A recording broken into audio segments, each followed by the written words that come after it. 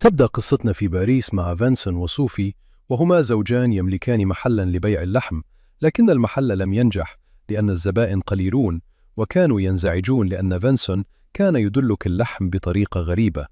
وفي أحد الأيام هاجمت مجموعة من النشطاء النباتيين المحل، ورشوا عليه الصباغة، وكسروا الزجاج، وأفسدوا اللحم، وكتبوا رسومات على الجدار.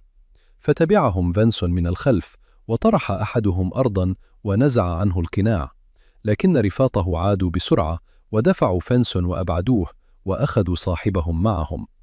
بعد ذلك ذهب فينسون وصوفي عند صديقيهما ستيفاني ومارك، وأخبراهما بأن البنك رفض إعطاءهما قرضا لإصلاح المحل، وهذا يعني أنهما سيبقيان دون مال.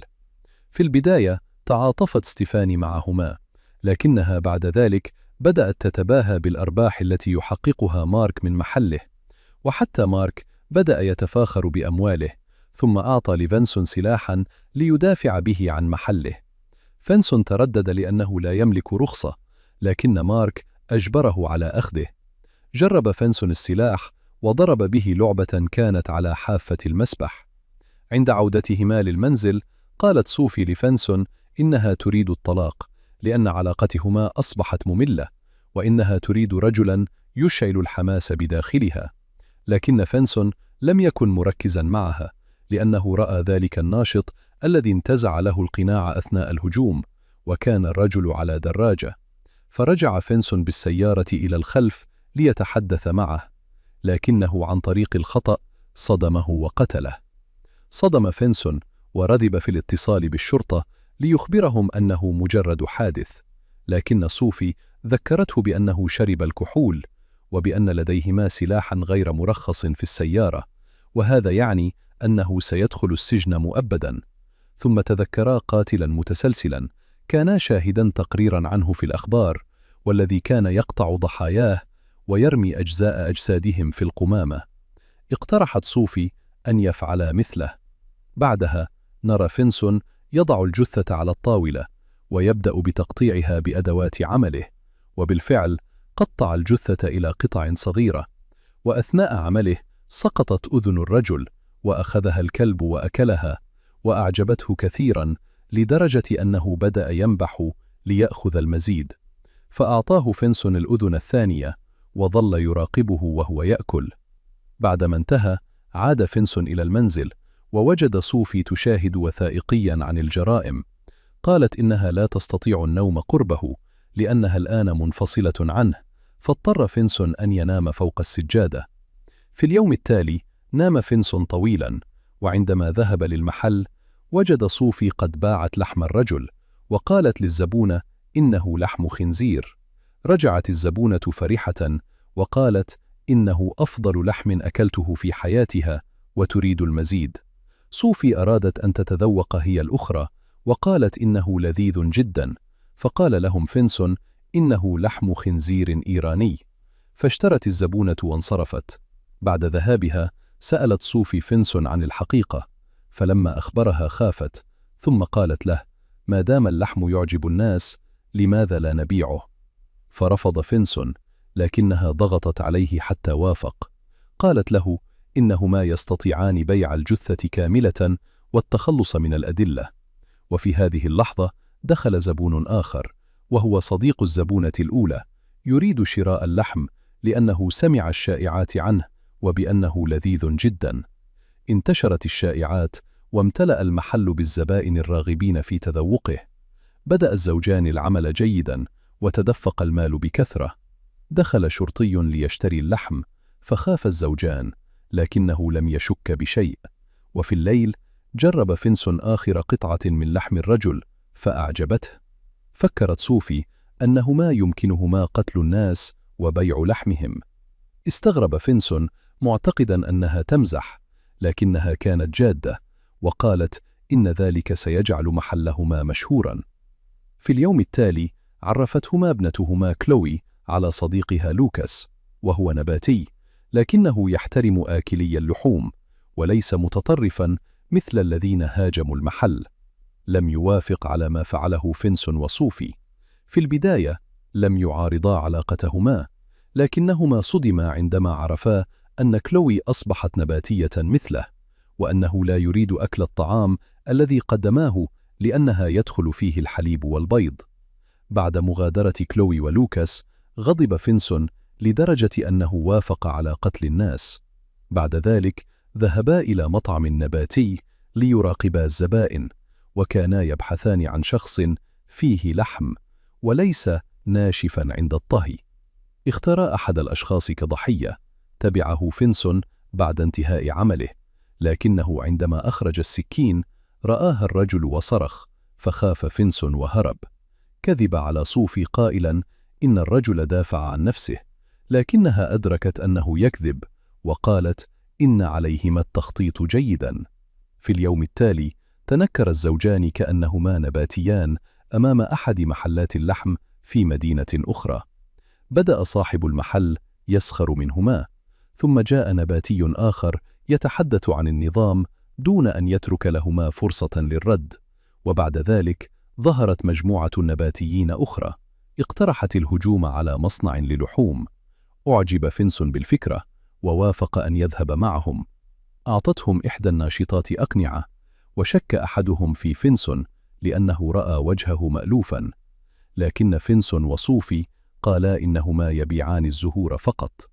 عندما وصلوا للمصنع صدمت صوفي لأنه مصنع مارك، لكنها بقيت خارج المنشأة لمراقبتهم، بينما دخل فينسون مع المجموعة وخربوا اللحم وأشعلوا فيه النار.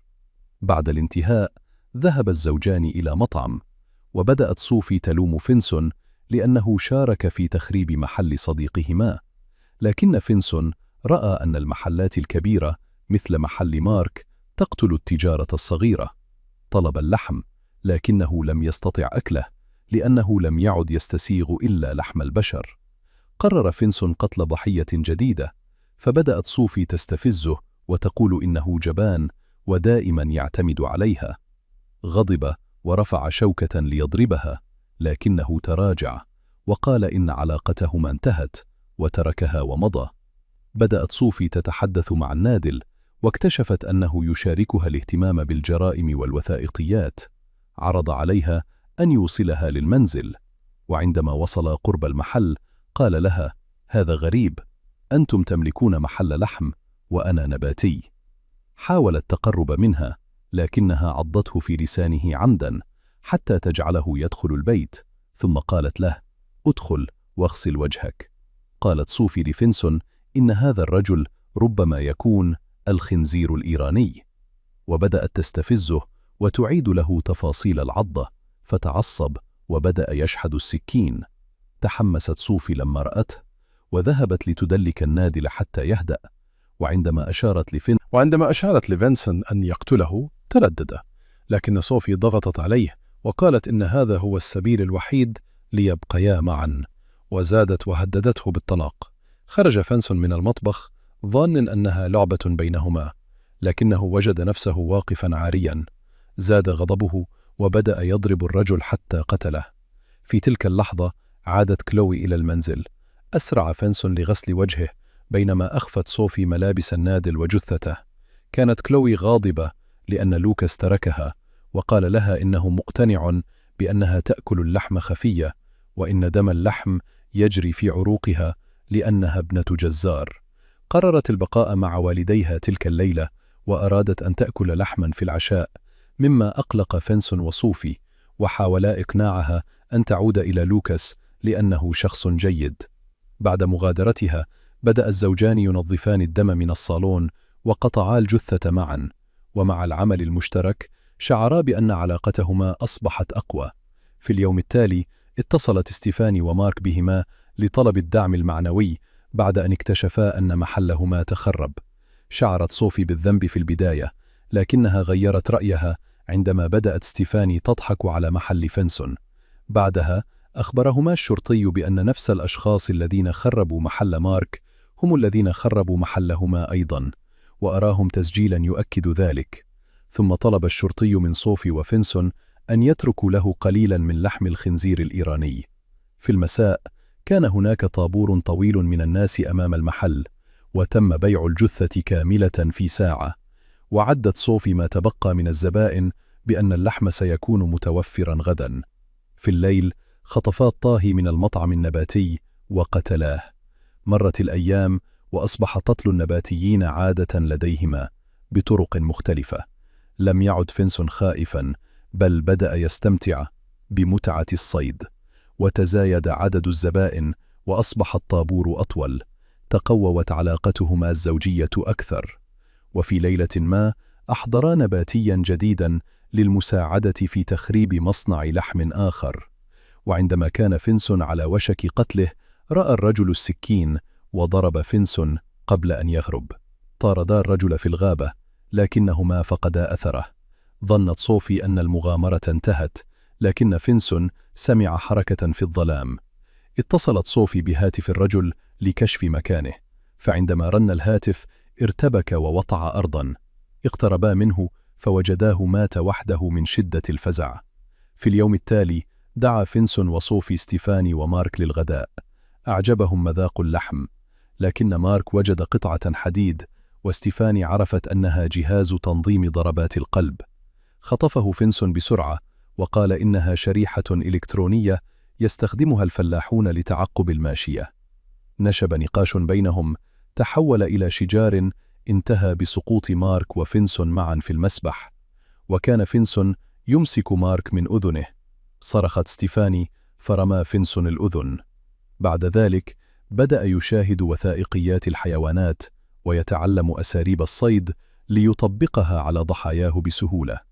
وفي يوم خرجا إلى الغابة، فجاء رجل يشم رائحة الدخان والجثث المحروقة لأنه كان يمارس اليوغا في المكان. ادعيا أنهما سيغادران، لكنهما قتلاه. بعدها ذهبا إلى حدث نباتي ليصيدا ضحايا جدد. أعجب فينسون بطفل سمين، لكنه خاف لأنه لا يستطيع قتل طفل.